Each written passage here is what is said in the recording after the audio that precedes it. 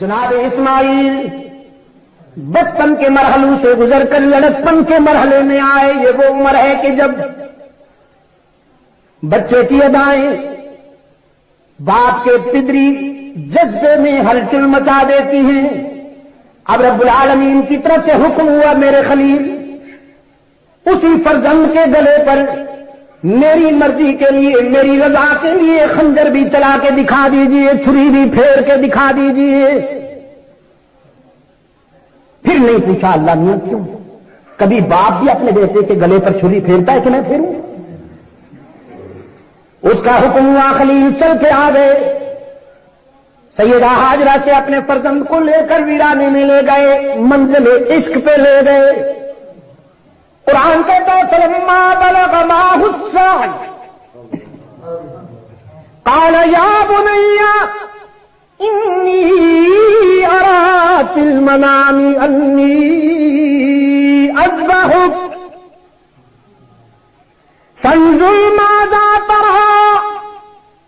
جب دونوں منزل عشق پہ پہنچے ہیں تو ابراہیم نے اپنے بیٹے سے خطاب کرتے ہوئے فرمایا لختے جگر میں نے خواب میں دیکھا ہے کہ تیرے گلے پہ خنجر چلا رہا ہوں. چھری میری ہے, گلا تیرا ہے, اور حکم پروردگار عالم کا, حکم رب العالمین کا. فانظر ماذا ترى, اپنے دل کی کتاب سے میرے اس خواب کی تعبیر بتائیے. روشن ضمیر فرزند نے بلا تاخیر تعبیر عرض کر دیا ابتی افعل ما تؤمر. افعل ما تؤمر, ما ترانی. عرض کیا ابا حضور کیجیے جس کا آپ کو حکم ہوا وہ کر گزریے, جس کا حکم دیے گئے ہیں آپ. یہ نہیں کہا کہ جو خواب دیکھا ہے وہ کر گزریے, بلکہ عرض کیا جو آپ کو حکم ہوا ہے وہ کیجیے. یہ ہے وہ فراست, یہ ہے وہ روشن ضمیری جس کے متعلق اقبال کہتا ہے کہ وہ فیضان نظر تھا یا کہ مکتب کی کرامت تھی. وہ فیضان نظر تھا یا کہ مکتب کی کرامت تھی. سکھائے کس نے اسماعیل کو آداب فرزندی. یا ابت افعل ما تؤمر, اسماعیل کے ضمیر نے انہیں بتایا کہ پیغمبر کا خواب بھی اللہ کا حکم ہوا کرتا ہے. عرض کیا جو حکم دیے گئے ہیں وہ کیجیے. خلیل اللہ نے فرمایا لختے جگر میں تو تیار ہو کے آیا ہوں, دیکھتے نہیں ہو تجھے ویرانے میں لے کے آیا ہوں. اس وقت ایک میں ہوں, ایک تو ہے اور ایک ہمارا رب ہے. یہاں اس لیے لایا ہوں کہ اللہ کی مرضی کے مطابق اس کی خوشنودی کے لیے جو مجھے حکم ملا ہے وہ کروں. لیکن تیرے لڑکپن سے ڈرتا ہوں, بچہ جو ہوا کہیں بے صبری نہ ہو جائے. میں تو پیغمبر ہوں اللہ کا, میں تو اس مقام پہ ہوں کہ کوئی اندیشہ نہیں, لیکن تو کم سن ہے نا, تیری عمر کم ہے نا, کہیں بے صبری نہ ہو جائے. اسماعیل نے جواباً عرض کیا ستجدنی انشاء اللہ, ستجدنی انشاء اللہ من الصابرین. آپ اللہ کے رسول ہیں تو میری رگوں میں بھی تو آپ کا خون دوڑتا ہے.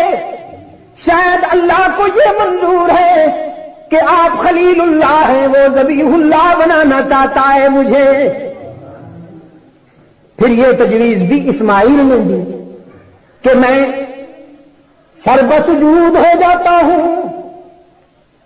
میں ماتھا زمین پہ رکھ دیتا ہوں, آپ آنکھوں پہ پٹی باندھ لیجئے, اس لیے کہ یہ دونوں نگاہیں بڑی نازک ہیں. باپ کا چہرہ بھی اور بیٹے کا چہرہ بھی، یہ دو نگاہوں کا ملاپ کہیں ہمیں اس امتحان میں کامیابی سے دور نہ کر دے۔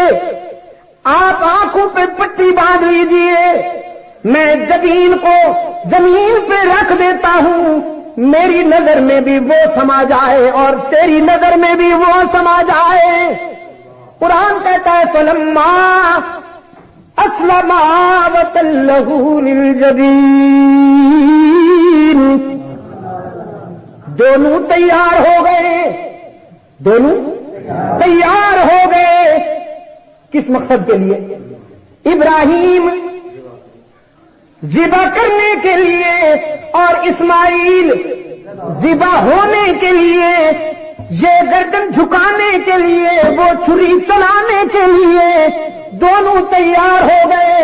رب العالمین نے فرمایا وَفَدَيْنَاهُ بِذِبْحٍ عَظِيمٍ، مگر ہم نے یہ گلا نہیں کٹنے دیا، ہم نے اس کی جگہ دوسرا گلا پیش کر دیا، جانور پیش کر دیا، دمبا پیش کر دیا۔ چھری تو چلی، گلا تو کٹا، لیکن یہ گلا نہیں، متبادل گلا کٹ گیا۔ ابراہیم علیہ السلام کے ہاتھوں پر گرم گرم خون آیا، دل میں خوشی ہوئے کہ میں اپنے مقصد میں کامیاب ہو گیا ہوں، میرے بیٹے کا گلا کٹ گیا ہے، وہی خون میرے ہاتھوں پہ لگا۔ قرآن کہتا ہے نادیناہ ان یا ابراہیم، پٹی کھلنے سے پہلے ہاتھوں پہ خون آیا، اوپر سے خون آیا۔ قد صدقت الرؤیا، آپ نے اپنا خواب سچا کر کے دکھا دیا۔ اب یقین ہو گیا ابراہیم کو کہ میرے بیٹے کی قربانی قبول ہو گئی، گلا کٹ گیا ہے اس لیے کہ ہاتھوں پہ خون لگا، اوپر سے خون آ گیا۔ پٹی کھولی تو منظر عجیب ہے، دمبا تڑپ رہا ہے اور اسماعیل سامنے کھڑا مسکرا رہا ہے۔ فہم میں تلاطم پیدا ہوا، سوچ میں مد و جزر آیا، فکر میں زیرو بم آیا کہ یہ کیا ہوا۔ رب العالمین نے فرمایا انا کذالک نجزی المحسنین، یہ حیران ہونے کی بات نہیں، یہ تو صلہ وفا ہے۔ حیران ہونے کی بات نہیں، یہ تو صلہ وفا ہے۔ اسماعیل کا کام تھا گردن جھکانا، تیرا کام تھا خنجر چلانا۔ اب گلا کٹنے دوں یا نہ کٹنے دوں، یہ تم دونوں کے اختیار میں نہیں، میرے اختیار میں ہے کہ تم پابند ہو، میں مختار ہوں۔ تم پابند ہو، میں مختار ہوں۔ تم چاہنے والے ہو، میں کرنے والا ہوں۔ چاہنے کا حق تو تمہیں ہے، لیکن کروں گا وہ جو میری مرضی ہوگی۔ اب ذرا جلدی سے اسماعیل کو جلدی سے حاجرہ کے پاس لے جاؤ، اس کی مامتا انتظار کر رہی ہوگی نا۔ میرے عزیز دوستوں، خلیل اللہ بننے کے لیے میری گزارشات کا جو ہدف تھا وہ یہ تھا کہ خلیل اللہ بننے کے لیے، اس کا دوست بننے کے لیے ان مرحلوں سے گزرنا ہوتا ہے۔ اپنی خواہشات کو، اپنی چاہتوں کو قربان کرنا پڑتا ہے اس کی رضا کے لیے، اس کی خوشنودی کے لیے اپنی چاہتوں کی قربانی دینی پڑتی ہے۔ اس لیے حق تعالی نے کریڈٹ دیا ہے،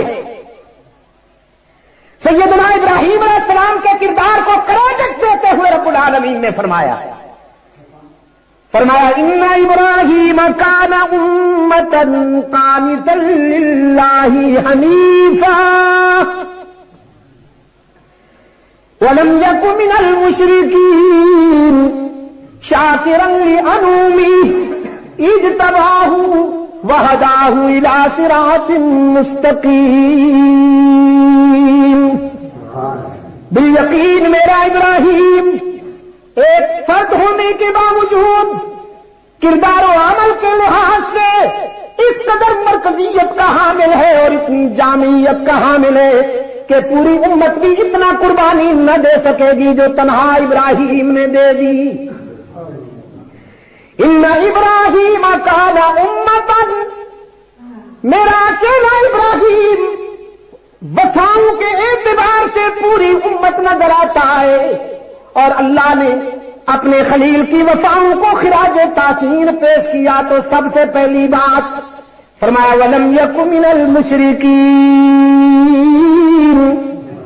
میرا ابراہیم، میرا خلیل شرک کرنے والوں میں سے نہیں تھا، ہرجائی نہیں یکجائی تھا، مجاور نہیں مجاہد تھا، حلوائی نہیں شیدائی تھا، آستانہ پرست نہیں حق پرست تھا. وَلَمْ يَكُ مِنَ الْمُشْرِكِينَ، وہ شرک کرنے والوں میں سے نہیں تھا. شاکرا لِأَنْعُمِهِ، اور میری نعمتوں پر تکبر کرنے والا نہیں، شکر کرنے والا تھا. پھر میں نے بھی اسے اپنی دوستی کے لیے منتخب کر لیا. اجتباہ، میں نے بھی اسے اپنے پیار کے لیے چن لیا. وہداہ الی صراط مستقیم، اور صراط مستقیم بھی انہیں عطا کر